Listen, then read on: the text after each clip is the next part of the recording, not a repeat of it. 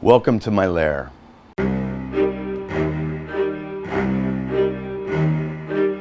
I am going to show you some things from my collection. Oddities, weird stuff, cool stuff. I brought out 5 pieces that are some favorites of mine that I'll show you. Top 5 might be tough because, well, some of them I just can't show you. My first acquisition to my collection that I consider the first, it's probably close to 30 years ago, and it was a fetus in a jar that was pickled in 1885. That got me going. I started collecting fetuses, and I think it's really because I'm intrigued with the whole idea of life and death symbolically in the same place, in the same inanimate object. This is a monkey fetus.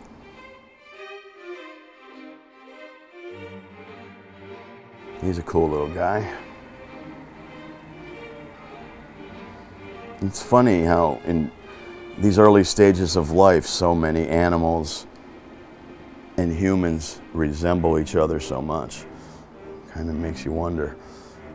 So many people think they're not animals, but at the end of the day, we're nothing but animals. We just are capable of rational thought. That's really the only difference. But we certainly act like animals every day.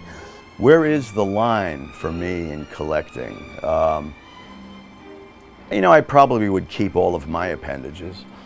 I'm collecting myself when I die, actually.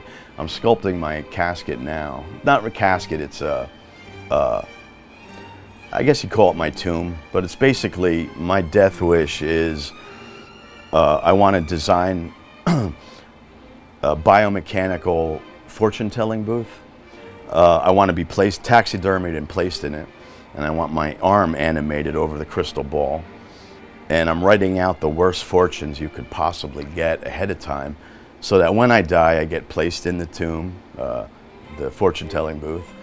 Hopefully, last rites will live on without me, at which point I can be placed in my shop as a museum piece, and for a quarter, you can get a fortune from me. And I promise they'll be miserable and filled with doom. If they won't taxidermy me, then the next attempt will be having my brain put in a jar. Because after all, we all need a brain in a jar, kind of like this one. When I need to think hard, I bring out my brain. This is a medical specimen that I obtained years ago.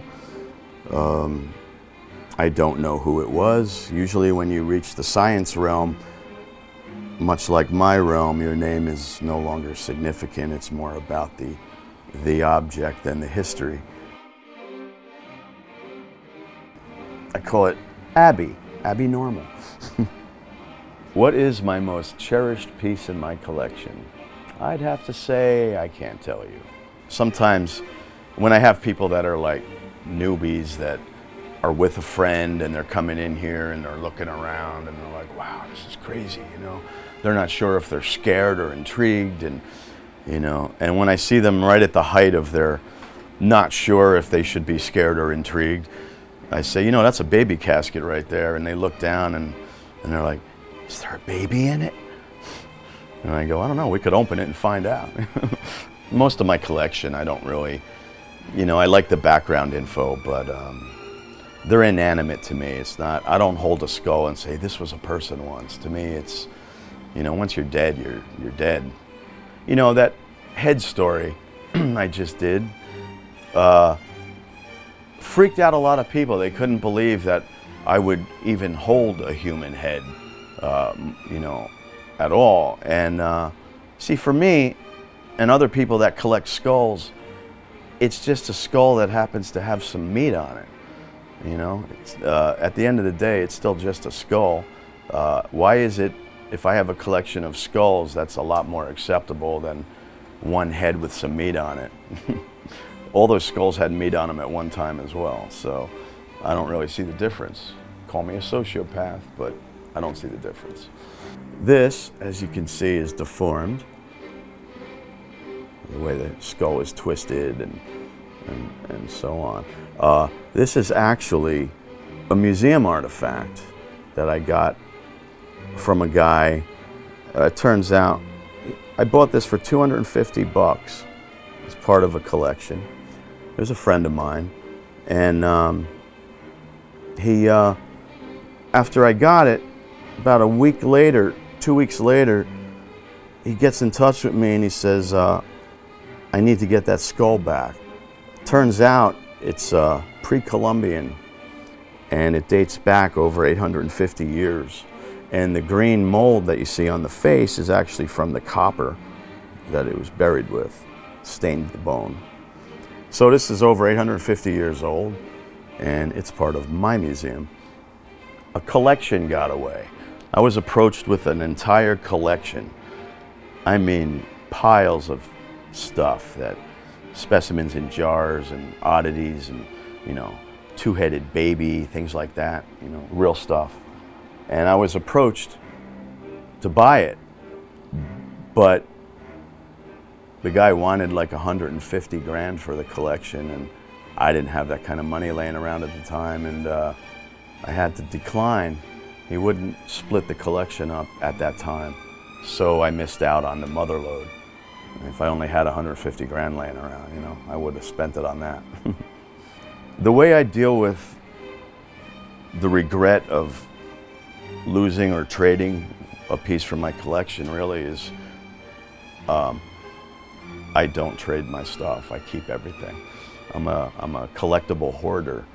I have never traded or given or sold any piece I've ever obtained. I've kept everything, except that head. Yeah, over the years I've traded tattoos for pieces all the time. A lot of times that's how I would obtain good portions of my collection, was like, hey, I'll tattoo you for that, or here's, I'll give you this if you tattoo me. You know, that happens all the time. People know what I like, you know, and if they come across something, they call me. Got this from a fan in Indonesia, Tibetan Skull. Real skull, authentic. These you've seen before, but this one is the best one I've seen. It's carved and adorned, of course, but silver. It's a really nice piece, actually. Everywhere I go in the world, I usually bring something home with me, whether it's a gift or something I found in a little obscure antique shop, down some side street, whatever. I always try and bring something home. So there's things in this room from all around the world. If I could be set loose in the basement of the Vatican for one day, there aren't enough shopping carts for the shit I'd pull out of there. Can you imagine what they have amassed in their collection? Mine, I'm sure, pales in comparison. I can't tell you how many years I've been wanting a legitimate shrunken head. Everyone that I've come across over the years has been a monkey head, posing as a human. It's hard to distinguish, you know. You really can tell pretty straight ahead by the hair. Monkey hair is a lot more coarse than human hair, so that's usually the giveaway. Here is a very unassuming dead mouse in a jar. What makes it special? Well, this mouse is a $20,000 mouse. I have 4 of them, and they have human skin. They're genetically engineered mice that were the early days of when they would grow ears on mice. These are the mice they grew the ears on and whatnot, but his skin is human, genetically modified. He's a GMO mouse. I guess when I think about what is the unholy grail for my collection, what would be the piece I would love to obtain more than anything else, it's more about pieces, not a piece. I want to build that Frankenstein monster. I don't necessarily want to put life into it, but I want to build it and put it in a big ass jar. I want to assemble a monster just to assemble it, you know. I used to tattoo a genetic engineer, and for years I would bust his chops about helping me splice my genes with various animals and get them to at least reach a fetal stage so that they can be put in a jar, like bat paw, rat paw. there's a vibe to this place, a collective vibe, you know. It's dark and creepy, but it's warm and inviting at the same time, and that's kind of the science behind what I do. I want people not sure whether they should laugh or cry, and this place does that. People that get it and that are into dark art and, you know, dark things understand, and they feel right at home here. So, are there ghosts in my collection? I suppose there could be, but none of them are haunting me. Now there's more of you that may dig where I'm coming from, and I'm sure there's more of you that hate me to death, and I'm fine either way, really. So thanks for joining me. I hope you enjoyed it, and I'll see you when I have some cool shit to show you.